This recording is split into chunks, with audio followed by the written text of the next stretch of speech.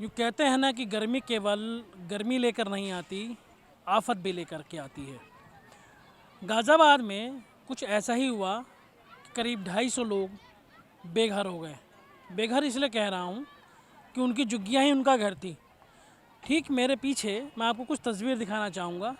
दूर से धधकते हुए धुएं की आंच किसी आपको शमशान की आंच से लग रही होगी, लेकिन यहाँ ये शमशान की आंच तो नहीं, लेकिन शमशान होते होते बच गई। वजह ये थी कि यहाँ कई सारी झुग्गियाँ थीं जिसमें लोग रह रहे थे। इन ऊंची ऊंची जो अट्टिलगाएँ हैं या फिर बिल्डिंग्स हैं, इनके बीच में झुग्गियों के बीच रह रहे करीब 250 परिवार बेघर हो गया है। इस परिवार के स्थिति यह है कि अब लोग राख के ढेर में अपने सामान तलाश रहे हैं। बच्चे एक एक करके सामानों को इकट्ठा कर रहे हैं क्योंकि वो सामान पूरी तरीके से जल गए हैं। मैं आपको कुछ और तस्वीरें इधर दिखाऊंगा। लोगों ने जो उनकी झुग्गियाँ थी उनमें से जो सामान बचा है जला हुआ, अब उसे यहाँ पर ला करके रखा है। ये वो चूल्हे हैं जो कभी अब जल नहीं पाएंगे क्योंकि पूरी तरीके से ये बर्बाद हो चुके हैं। बताया जा रहा है कि एक ऐसी चूल्हे की आँख से पूरी आँख धधकी है, जिसके बाद कुछ इस तरीके का नज़ारा है कि घर में पड़ा हुआ ये अनाज जो है, जिसके लिए ये लोग पूरे दिन मेहनत मजदूरी करते हैं, ये जला हुआ जो है अब किसी काम का नहीं है। लोग सरकार की तरफ से दिए जा रहे सरकारी खाने पर डिपेंडेंट हैं, उस पर निर्भर हैं।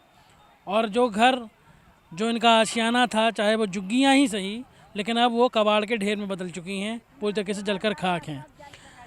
हमारे साथ यहाँ पर बैठे हैं। क्या नाम है भाई आपका? एमडी नाजिर। भाई कैसे हुआ ये सब कुछ? अब तो सब कुछ बर्बाद हो गया। हम लोग काम पर गए हुए थे, काम पर से आए, देख रहे पूरा जल के राख हो गया। पीछे से आग लगा, पन्नी वाले की तरफ से आग लगा। हाँ। ये बताइए घर में उस वक्त क्या थे? बच्चे सब सुरक्षित हैं? बच्चे सब बाहर निकल गए थे सामान तामान छोड़ के। नुकसान तो सब कुछ खत्म हो गया। चारों बेड मेरा जल गया, कपड़े लत्ते जो भी थे ओढ़ना बिछौना सारा जल गया।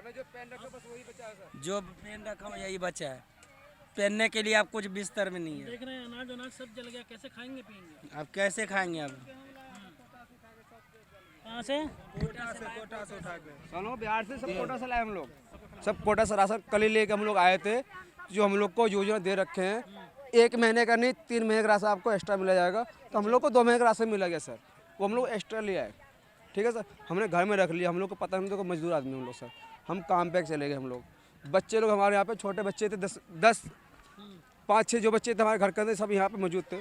यहाँ पे पुलिस प्रशासन अचानक पहुँचा, क्यों आग फैला वहाँ से, आग फैले आपके वहाँ से आग यहाँ आने में कम से 1 घंटा लगते सर। 1 घंटा में मानता हूँ। यहाँ पुलिस प्रशासन आया। जानकारी कई लोग से बात की है, बताया कि आग जो है हम लोग को फ़ोन आया घर से कि 11 बजे लग गई। हमें पुलिस वाले लोग बता रहे हैं कि उनको 12:30 बजे उनको सूचना मिली। क्या ये सही है? 1.5 घंटा में तो बहुत कुछ बचा लेते हैं सर। बिल्कुल गलत बात है सर, क्योंकि पुलिस प्रशासन यहाँ खड़े होकर हम लोग को सामान निकालने सर नहीं दिए। यहाँ पे अगर हम चाहते तो हमारे जेवर बच जाते, 3 लाख रुपये बच जाते और ज़मीन कागजात बच जाते सर। इसके मौजूद कौन देने वाले होंगे? आप तो वीडियो बना के चले जाओगे, फेसबुक पे फेंक दोगे, देगा कौन? देने वाला को होना चाहिए ना। गरीब मजदूर आदमी हम लोग, बिहार से हम लोग, ऐसे नहीं है हम लोग। जो आप कुछ जो कुछ आप बनाए थे, मेरी बात सुनिए, जो कुछ आप बनाए, हाँ बताइए, आप बताइए। कह रहा हूँ आग जो है ना, आग की जो स्टार्टिंग हुई थी वो उधर से पीछे से हुई थी। हमें भी लोगों ने बताया कि वहाँ से जला। वो 11 बजे 10:30 ऐसे उसी टाइम में ये लगी आग। ठीक है, उसके बाद ये जो है देखो, ये पूरा रास्ता बना हुआ है। आप इस इधर से 14 फुट की कैंटर जाती है, आती है। क्या फायर विकेट नहीं घुस सकती है इधर? वो भी तो घुस सकती है।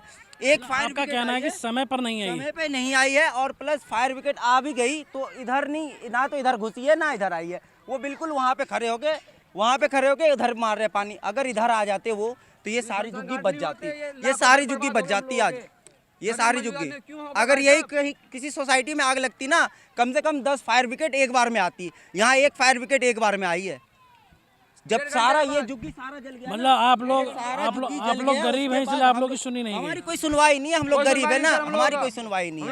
ये सारा झुग्गी जल गया, उसके बाद फायर विकेट आया। हकीकत है कि 11 बजे के आसपास आग लगी थी, तो मैं पीछे ही रहता हूँ यहाँ पे। ठीक है, मैं पीछे ही रहता हूँ। इसी मंदिर के पीछे रहता हूँ। ठीक, वहाँ पे मैंने देखा था कि जब आग लगी थी, मैं सो रहा था, मैं आज छुट्टी पे था। ठीक है, तो सर वहाँ पे यही हुआ कि मतलब जब आग लगी तो इधर से बुझाने के लिए मतलब मशीन आई, इधर नहीं आई, इधर आग नहीं लगी थी, इसके बाद में इधर लगी पीछे है। लगी पड़ी थी सर, वहाँ से आग आने में 1 घंटा लगा हमें। तो आप सुन रहे हैं ना, जैसे लोगों ने बताया, हमने भी ये पूछा था सवाल, बताया कि 12:30 बजे उन्हें सूचना मिली थी, जबकि स्थानीय लोग ये बता रहे हैं कि 11 बजे आग लगी थी। फोन पहुंचा हुआ सर, 1.5 घंटे का रिस्पॉन्डिंग टाइम बहुत ज़्यादा होता है, उसमें बहुत कुछ बचाया जा सकता था। अब आप ये देखिए कि मैं तस्वीर दिखाने की आपको इसलिए कोशिश कर रहा हूँ कि आप उन लोगों की मजबूरी समझिएगा जो दिन भर खट के अपना कमाने के लिए यहाँ आते हैं। अब वो सरकार की तरफ से दिया गया खाना खा रहे हैं। वजह यह है कि कल का पता नहीं कि उन्हें खाना मिलेगा भी कि नहीं मिलेगा। क्यों बेटा, आप जो है खाना कहाँ से लेके आए? अभी देने आया, बांटने आया। रात का कैसे करेंगे? अब रात का अल्लाह ऊपर वाला भेजेगा, क्या करेंगे हम लोग? जब लोग भेजेगा तबे न खाऊंगी, तो भूखे न रहूंगी। अभी सरकारी खाना आया तो खा ली, अभी कहाँ से खा सके, पैसों तो नहीं है जिम्मा में जो कुछ नहीं, मेरा कुछ नहीं बचा। ये वो खर्न मेरा निकला। जब मेरे कोई घर में था, नहीं बड़की बहू थी, नहीं छोटके थी, नहीं हमी थे, नहीं मेरा बेटे था, कौन निकलता? आप क्या करते हैं? आप लोग क्या काम करते हैं? काम करते हैं, जाते हैं घर में जाके? हाँ, झाड़ू हाउस मेड की तरह, मेड के? हाँ, मेरा जो हस्बैंड है बूढ़ा लोथ है, वो बोल नहीं पाता, उसको गोदी में टांग का बच्चा खिसिया के ले गया हूँ। हाँ, बीमार है, वो भी नहीं है। हमने देखा बड़ा ई रिक्शा भी जला हुआ है। कौन कोई है ई रिक्शा चलाने वाला यहाँ? तो यहाँ पर बहुत सारे ई रिक्शा भी जले हैं। ये देखिए बच्चे, मैं तस्वीर दिखा दूँ जरा। बच्चे जो है नंगे पैर अपना सामान जो है वो ढूंढ ढूंढ के ला के इकट्ठा कर रहे हैं। इनके जूते, चप्पल, कपड़े सब जल गए हैं। आज जिस कपड़े में है, कल का भरोसा नहीं है कि उन्हें कल कपड़ा मिलेगा कि नहीं मिलेगा। अब ये जिम्मेदारी यहाँ पर जिला प्रशासन की भी बनती है कि वो लोग यहाँ पर आएँ, देखें, समझें और इन लोगों की मदद करें, क्योंकि बिना मदद किए दरअसल इन 250 परिवार का कल का भरोसा नहीं है। देखिए, यही एक सेंसिटिविटी होती है एडमिनिस्ट्रेशन की कि वो लोग अब फ़िलहाल तो खाना दिया है, लेकिन हो सकता है कि हमारे ये कैमरे और ये सब हट जाएं तो बाद में ये व्यवस्था भी ना मिले।